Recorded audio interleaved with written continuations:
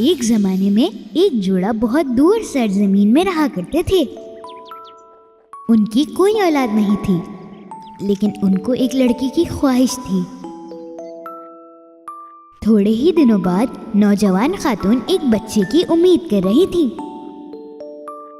एक दिन जब वो खिड़की से बाहर की तरफ देख रही थी, उसने अगले दरवाजे पर सलाद का एक खूबसूरत बाग देखा। बस उस लम्हे से उसने ये तय कर लिया था कि अब उसे ये सलाद खानी ही खानी है। ओह, अगर मैंने सलाद नहीं खाई तो मैं मर जाऊंगी। उस खातून ने अपनी भूख खो दी और वो काफी कमजोर भी हो गई। आखिरकार एक दिन उसका शौहर उसको देखकर बहुत परेशान हुआ। उसने अपनी बीवी से ये वादा किया कि वो उसको सलाद जरूर ला कर देगा। तुम फिक्र ना करो, मैं जाता हूँ और कुछ सलाद लेकर आता हूँ। मगर तुम्हें पता है ये कितना खतरनाक है। अगले घर का दरवाजा ताकतवर जादूगरनी का था और उस बाग को चारों तरफ से बड़ी दीवारों ने घेर लिया था, जिसमें दाखिल होने की किसी में जुर्रत नहीं थी। शौहर ने अपनी सारी ताकत लगा दी और दीवार पर चढ़कर बाग के अंदर दाखिल हो गया और एक मुट्ठी सलाद उठाई।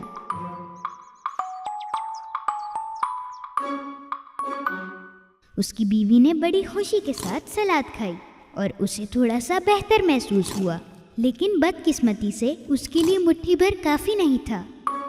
अगले दिन उसका शौहर फिर बाग में गया, लेकिन इस बार उसका चुड़ैल इंतजार कर रही थी। तुम्हारी हिम्मत कैसे हुई मेरे बाग में आकर मेरी ही सलाद चुराने की? मेरी बीवी हामला है और उसे ये खाने का बहुत दिल कर रहा है।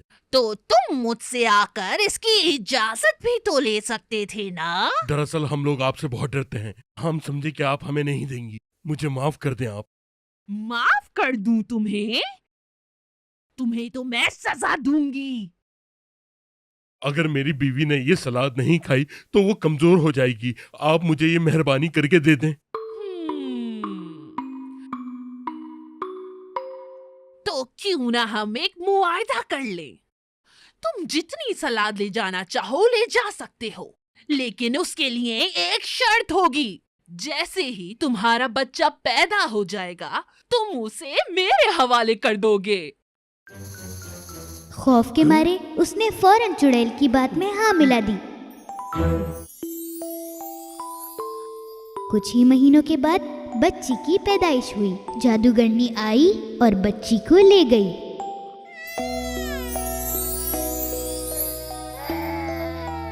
जादूगरनी ने बच्ची का नाम रपुंज़ेल रखा, क्योंकि इस बच्ची की माँ ने जिस सलाद के पत्ते की ख्वाहिश की थी उसका नाम रपुंज़ेल था। जादूगरनी ने रपुंज़ेल का ख्याल बहुत अच्छे से रखा। जैसे ही रपुंज़ेल 16 साल की हुई, वो बहुत ही खूबसूरत नौजवान लड़की बनी।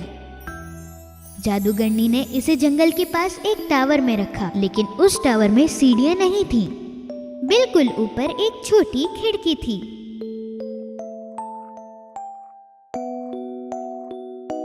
जादूगरनी ने रपुंज़ेल के सुनहरे बाल कभी नहीं काटे थे।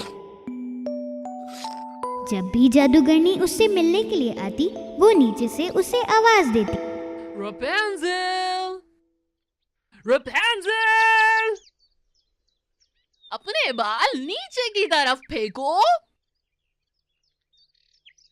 तुम्हारी माँ आई है।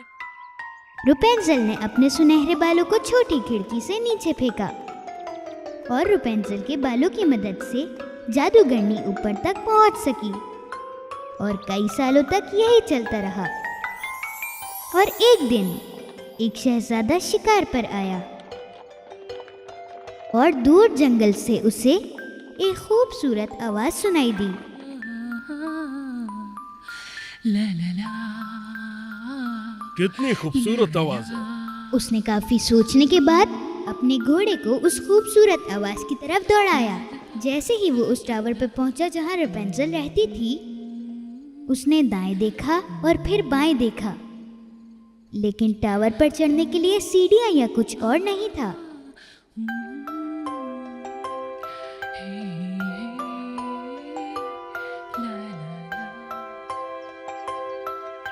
आवाज की खूबसूरती की वजह से शहजादा रोज जंगल में आता, लेकिन उसको ऊपर चढ़ने का कोई रास्ता नहीं मिल सका। एक रात जब वो फिर टावर के करीब से जा रहा था तो उसने देखा कि एक जादूगरनी नीचे इंतजार कर रही थी। Rapunzel! Rapunzel! जल्दी से बाहर बाल डाल दो, तुम्हारी माँ आ चुकी है। रुपेंजल ने अपने लंबे सुनहरे बालों को छोटी खिड़की से नीचे फेंका और रुपेंजल के बालों की मदद से जादूगरनी ऊपर तक पहुंच सकी। अगले दिन सूरज गुरूब होते ही शहजादा टावर की तरफ आया।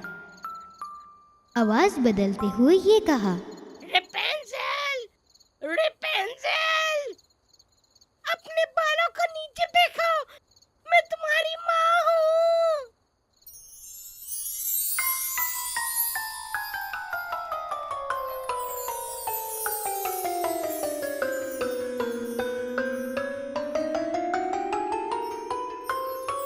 जिंदगी में पहली बार रेपेंजल ने अपनी माँ के अलावा किसी और को देखा और वो बहुत घबरा गई। तुम तो मेरी माँ नहीं हो, तुम यहाँ क्यों आए हो? तुम्हें मुझसे डरने की जरूरत नहीं है। मैंने तुम्हारा गाना सुना और मुझे तुम्हारी आवाज से प्यार हो गया। मैं तो बस ये देखना चाहता था ये आवाज है किसकी। शहजादे की बात रेपेंजल को बहुत पसंद आई और वो अब उससे खौफजदा बिल्कुल भी नहीं थी। कुछ दिनों के लिए सब कुछ बिल्कुल ठीक चलता रहा और जादूगरनी को कुछ भी पता नहीं चला। आखिरकार एक दिन शहजादे ने रेपेंजल से शादी करने का कहा। क्या तुम मुझसे शादी करोगी? रेपेंजल ने खुशी खुशी उसे हाँ कर दी।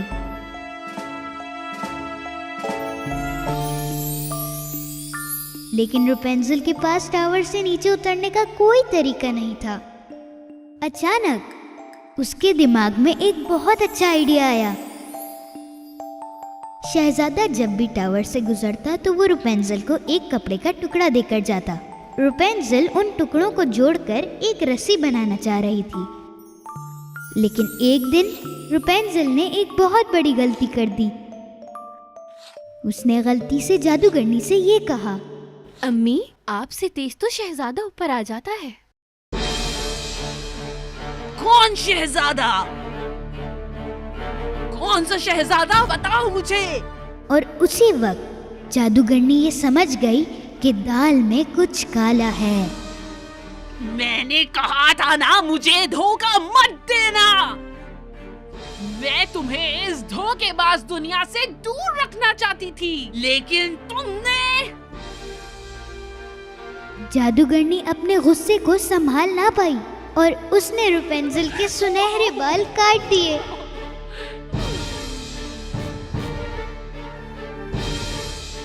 और उसने रेपेंजल को एक दूर सहरा में भेज दिया। उस रात जादूगरनी टावर में ठहरी और शहजादे के आने का इंतजार किया। थोड़ी ही देर बाद नीचे से शहजादे की आवाज आती है, रेपेंजल, रेपेंजल, अपने बाल नीचे की तरफ फेंको, मैं तुम्हारा शहजादा। जादूगरनी ने रेपेंजल के काटे हुए बाल नीचे की तरफ फेंके। शहजादा नहीं जानता था कि उसके साथ क्या होने वाला है और वो चढ़े जा रहा था। जब वो ऊपर आया तो उसने रेपेंजल के बजाय जादूगरनी को देखा और वो समझ गया कि कुछ बहुत बुरा हुआ है। जब जादूगरनी उसके करीब आई तो शहजादा परेशान होकर टावर से नीचे गिर गया।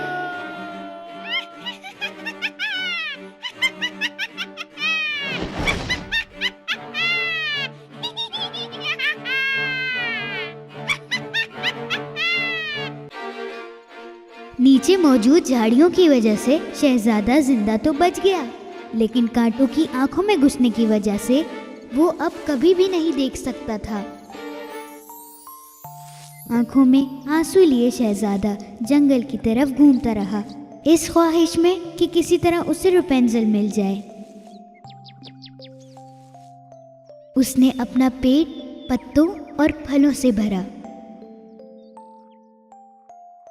आखिरकार काफी चलने के बाद शहजादा उस सहरा में जा पहुंचा जिसमें रेपेंजेल रह रही थी, और अचानक से कुछ नाकाबिले यकीन चीज हुई। उसने एक बहुत ही खूबसूरत आवाज सुनी।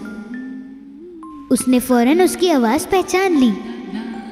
ये आवाज तो रेपेंजेल की है।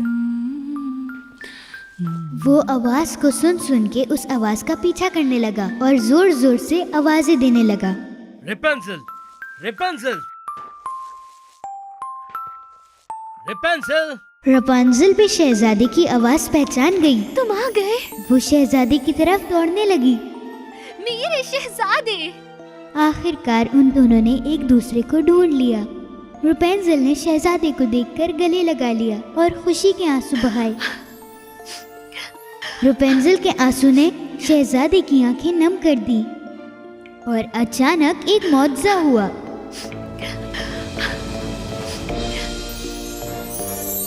शहजादे की आंखें खुल गईं और वो अब देख सकता था। ये सब देखकर रेपेंजेल भी बहुत खुश हुई।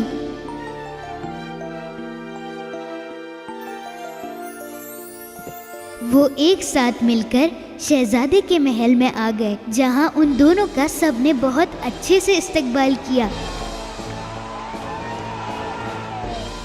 और अब वो खुशी खुशी जिंदगी गुजार रहे हैं।